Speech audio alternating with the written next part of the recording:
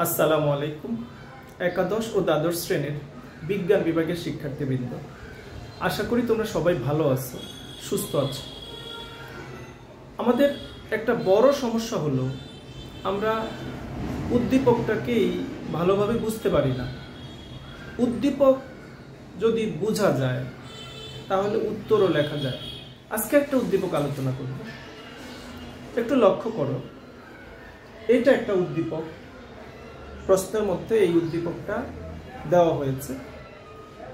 এই উদ্দীপককে দিয়ে গ প্রশ্নে বলা হয়েছে এই জাতীয় উদ্ভিদের একটি গোত্রের শনাক্তকারী বৈশিষ্ট্য লেখো। কি বলেছে? বলেছে এই জাতীয় উদ্ভিদের একটি গোত্রের শনাক্তকারী বৈশিষ্ট্য লেখো। এখন এই জাতীয় উদ্ভিদ বলতে কোন জাতীয় উদ্ভিদকে বুঝাইছে? খেয়াল করো তো, এই উদ্ভিদটার পাতার কি অবস্থা? এই উদ্ভিদের পাতার মধ্যে শিরাবিন্যাস দেখা যাইতেছে সমান্তরাল। তাহলে সমান্তরাল শিরাবিন্যাস যুক্ত পাতা থাকে কোন জাতীয় উদ্ভিদের মধ্যে? তোমরা নিশ্চয়ই এটা জানো, বুঝতে পেরেছ যে এটা একবীজপত্রী উদ্ভিদের একটা বৈশিষ্ট্য। একবীজপত্রী উদ্ভিদের পাতার শিরাবিন্যাস সমান্তরাল, আর দ্বিবীজপত্রী উদ্ভিদের পাতার শিরাবিন্যাস হলো জালিকা, জালিকা শিরাবিন্যাস। তো এই উদ্দীপকটার এই অংশটা আমাদেরকে বুঝাইতেছে যে এটা একবীজপত্রী উদ্ভিদ হওয়ার সম্ভাবনা আছে। আর কোনো লক্ষণ এখানে আছে কিনা একটু যদি খেয়াল করো, তার মূলের দিকে অনেকগুলো মূল দেওয়া হয়েছে। এই মূল দ্বারা বোঝায় যে এগুলো গুচ্ছমূল। এই অস্থানিক মূলগুলোর উৎপত্তি কাণ্ড থেকে, কাণ্ডের গোড়া থেকে, এগুলো অনেকগুলো, তাহলে এগুলো গুচ্ছমূল। তাহলে এই গুচ্ছমূল দ্বারাও একবীজপত্রীকেই নির্দেশ করে। তাহলে এই উদ্দীপক সুস্পষ্টভাবে দুইটা লক্ষণ আমাদের সামনে প্রকাশ করতেছে একবীজপত্রী উদ্ভিদে। একটা হলো সমান্তরাল পাতায় সমান্তরাল শিরাবিন্যাস আর গুচ্ছমূল। তাহলে আমরা জেনে গেলাম এই জাতীয় উদ্ভিদ বলতে মূলত একবীজপত্রী উদ্ভিদকেই বোঝানো হয়েছে। এখন বলেছে যে এই জাতীয় উদ্ভিদের একটি গোত্রের শনাক্তকারী বৈশিষ্ট্য লেখো। এখন সেই একটি গোত্র কোনটা? তোমরা নিশ্চয়ই জেনে গেছো, জীববিজ্ঞান প্রথম পত্র বইয়ের 7ম অধ্যায়ের মধ্যে এই কথা লেখা আছে যে একবীজপত্রী উদ্ভিদের মোট 65টা গোত্র আছে। এখন 65টা গোত্র আছে, এখন আমি কোন গোত্রের বৈশিষ্ট্য লিখব? একবীজপত্রী উদ্ভিদের একটা গোত্রের শনাক্তকারী বৈশিষ্ট্য লিখতে বলা হয়েছে। এখন এটাও কিন্তু স্পষ্ট যে আমাদের বইয়ের মধ্যে 7ম অধ্যায়ের মধ্যে একবীজপত্রী উদ্ভিদের সেই 65টা গোত্রের মধ্যে কেবল একটা গোত্রেরই শনাক্তকারী বৈশিষ্ট্য দেওয়া আছে। কি নাম তার? তার নাম হলো পোয়েসি। এই গোত্রটা তোমরা নিশ্চয়ই বইয়ের মধ্যে পেয়েছ, OACEAE। এই গোত্রটা সেখানে লেখা আছে। এখানে বিভ্রান্ত হওয়ার বা দ্বিধাগ্রস্ত হওয়ার কোনো সুযোগ নাই। কেন? কারণ এই উদ্ভিদটা প্রমাণিত যেটা একবীজপত্রী উদ্ভিদ। একবীজপত্রী উদ্ভিদের 65টা গোত্র, বইয়ের মধ্যে কেবলমাত্র একটা গোত্রই আছে, সেটা হলো পোয়েসি। এবং এই গোত্রের শনাক্তকারী বৈশিষ্ট্য বইয়ের মধ্যে স্পষ্ট করে লেখা আছে। তাহলে আমার এই উদ্দীপক ব্যবহার করে যে প্রশ্ন করা হলো যে একটি গোত্রের শনাক্তকারী বৈশিষ্ট্য লেখো, তাহলে আমি নিশ্চিত যে আমাকে পোয়েসি গোত্রের শনাক্তকারী বৈশিষ্ট্য লিখতে হবে। এখন এই প্রশ্নের উত্তরে কোনো ছাত্র বা ছাত্রী যদি এখানে মালভেসি গোত্রের শনাক্তকারী বৈশিষ্ট্য লেখে, তারটা হবে কিনা তুমি নিশ্চয় বুঝে গেছো যে তারটা হবে না। কেন হবে না? কারণ মালভেসি গোত্র হইল দ্বিবীজপত্রী উদ্ভিদের একটা গোত্র। তাহলে আমার এই উদ্দীপকের উদ্ভিদ হলো একবীজপত্রী, কাজে সেখানে মালভেসি গোত্র যতই লিখুক, যত সুন্দর করে লিখুক, তাকে নাম্বার দেওয়া হবে না। তাহলে আমাদের গ অংশের সঠিক উত্তরটা আমরা জেনে গেলাম। এইবার আমরা ঘ অংশের আলোচনা করতে চাই। ঘ অংশে বলেছে উদ্দীপকের এ অংশে এবং বি অংশের মধ্যে বিদ্যমান ভাস্কুলার বান্ডেল সচিত্র ব্যাখ্যা করো। তোমার নিশ্চয় জানা আছে যে আমাদের জীববিজ্ঞান প্রথম পত্র বইয়ের 8ম অধ্যায় ভাস্কুলার বান্ডেলের বিস্তারিত ব্যাখ্যা আছে। সেখানে বলেছে যে ভাস্কুলার বান্ডেল হলো 3 প্রকার: সংযুক্ত, অরীয় আর কেন্দ্রিক। এখন একটু দ্বিধার মধ্যে পড়ে গেলাম যে আমি এখানে এই প্রশ্নের উত্তরে কি লিখব।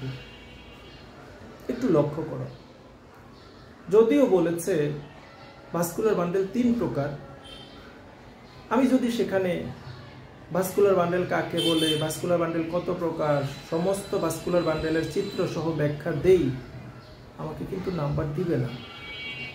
কারণ হলো এই ঘ প্রশ্নের মধ্যে স্পষ্ট করে এই কথা বলেছে যে উদ্দীপকের এ অংশে এবং বি অংশে বিদ্যমান ভাস্কুলার বান্ডেলের ব্যাখ্যা দাও।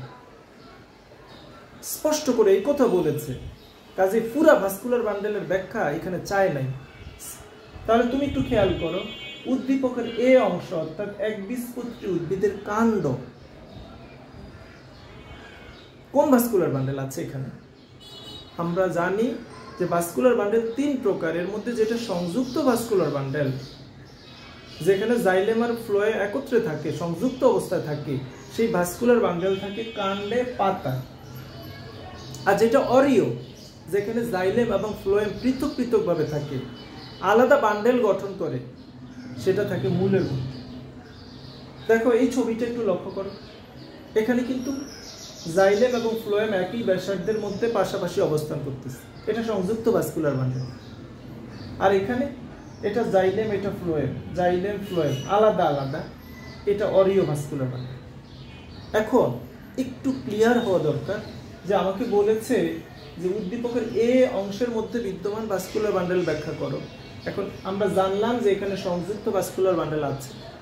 এখন সংযুক্ত ভাস্কুলার বান্ডেল তো আবার 2 প্রকার, সমপার্শ্বীয় এবং সমদ্বিপার্শ্বীয়। তো সমদ্বিপার্শ্বীয় ভাস্কুলার বান্ডেল সম্পর্কে আমরা জানি যে যেখানে মাঝখানে জাইলেম থাকে, ফ্লোয়েমটা 2 পাশে থাকে, তো সেই ভাস্কুলার বান্ডেল অর্থাৎ সমদ্বিপার্শ্বীয় ভাস্কুলার বান্ডেল, এটা শুধু দ্বিবীজপত্রীতেই আছে। সমদ্বিপার্শ্বীয় ভাস্কুলার বান্ডেলটা একবীজপত্রী কাণ্ডে থাকে না। তাহলে একবীজপত্রী কাণ্ডে কি থাকে? শুধু সমপার্শ্বীয় থাকে। এখন সেই সমপার্শ্বীয়টা আবার 2 ধরনের, সমপার্শ্বীয় মুক্ত আর সমপার্শ্বীয় বদ্ধ। সমপার্শ্বীয় মুক্ত যেটা, সেটার মাঝখানে ক্যাম্বিয়াম থাকে, জাইলেম আর ফ্লোয়েমের মাঝখানে, এই যে জাইলেম আর এই যে ফ্লোয়েমের মাঝখানে ক্যাম্বিয়াম থাকে। আমরা যদি এই কথা মনে রাখি যে এই সমপার্শ্বীয় মুক্ত ভাস্কুলার বান্ডেল, এটা থাকে দ্বিবীজপত্রী কাণ্ডের মধ্যে। সমপার্শ্বীয় মুক্ত ভাস্কুলার বান্ডেলটা কোথায় থাকে? সেটা থাকে দ্বিবীজপত্রী উদ্ভিদের মধ্যে। আর এই সমপার্শ্বীয় বদ্ধ যে ভাস্কুলার বান্ডেলটা, যেখানে জাইলেম এবং ফ্লোয়েমের মাঝখানে ক্যাম্বিয়াম থাকে না, এটা হলো বদ্ধ, সমপার্শ্বীয় বদ্ধ, এটা থাকে একবীজপত্রী কাণ্ডের মধ্যে। তাহলে যেহেতু আমার এই উদ্ভিদটা এটা একটা একবীজপত্রী উদ্ভিদ এবং এর দ্বারা তার কাণ্ডকে শনাক্ত করা হয়েছে, কাজে নিশ্চিত আমার এখানের ভাস্কুলার বান্ডেল হবে সংযুক্ত, সমপার্শ্বীয়, বদ্ধ। তাহলে কাজে আমার এই অংশের, যদি আমাকে বলেছে সচিত্র বর্ণনা দাও, তো সচিত্র অর্থাৎ চিত্র সহ বর্ণনা দাও, তাহলে আমি এই চিত্রটা আঁকতে হবে, সংযুক্ত, সমপার্শ্বীয়, বদ্ধ, এর চিত্রটা আঁকতে হবে। এক পাশে জাইলেম দিতে হবে, এক পাশে ফ্লোয়েম দিতে হবে, কিন্তু মাঝখানে কোনো ক্যাম্বিয়াম দেওয়া যাবে না। এটা আঁকলে আমার এটা সঠিক হয়ে যাবে। এখন বি এর কি হবে? বলেছে বি অংশেরটাও বর্ণনা করতে হবে। তা আমরা জানি যে বি অংশ অর্থাৎ মূলের মধ্যে থাকে অরীয় ভাস্কুলার বান্ডেল। এখন সেই অরীয়, যেখানে জাইলেম আর ফ্লোয়েম আলাদা আলাদা ভাবে থাকে, এটা অরীয়। এখন অরীয় তো দ্বিবীজপত্রীর মূলের মধ্যেও আছে, এটা তো একবীজপত্রীর মূল। এখন একবীজপত্রীর মূল আর দ্বিবীজপত্রীর মূলের মধ্যে আমরা পার্থক্য করব কিভাবে? মনে রাখতে হবে যে দ্বিবীজপত্রীর যে মূল, সেখানে জাইলেম আর ফ্লোয়েমের সংখ্যা হবে 2 থেকে 4টি। সংখ্যা কত হবে? 2 থেকে 4টি। আর একবীজপত্রী মূলের মধ্যে জাইলেমের সংখ্যা হবে 6 এর অধিক। জাইলেম বা ফ্লোয়েমের সংখ্যা কত হবে?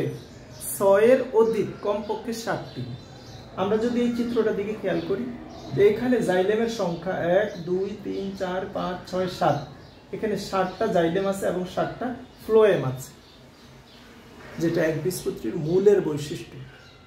তাহলে একবীজপত্রীর মূল এর অন্তর্গঠনের শনাক্তকারী বৈশিষ্ট্য হইল তার ভিতরে অরিও ভাস্কুলার বান্ডেল থাকবে এবং সেখানে জাইলেম ও ফ্লোয়েম গুচ্ছের সংখ্যা 6 এর অধিক হবে। আমরা এখানে 6 এর অধিক 7টি দিয়েছি, তাহলে এটা হবে এই মূলের ভাস্কুলার বান্ডেলের সঠিক চিত্র। তাহলে এই উদ্দীপকটাকে ব্যবহার করে পরীক্ষায় প্রশ্ন আসলে তার গ অংশের উত্তর কিভাবে লিখতে হবে, তার ঘ অংশের জন্য চিত্র এঁকে কিভাবে তার ভাস্কুলার বান্ডেলের ব্যাখ্যা দিতে হবে, আশা করি ভালোভাবেই বুঝতে পেরেছি।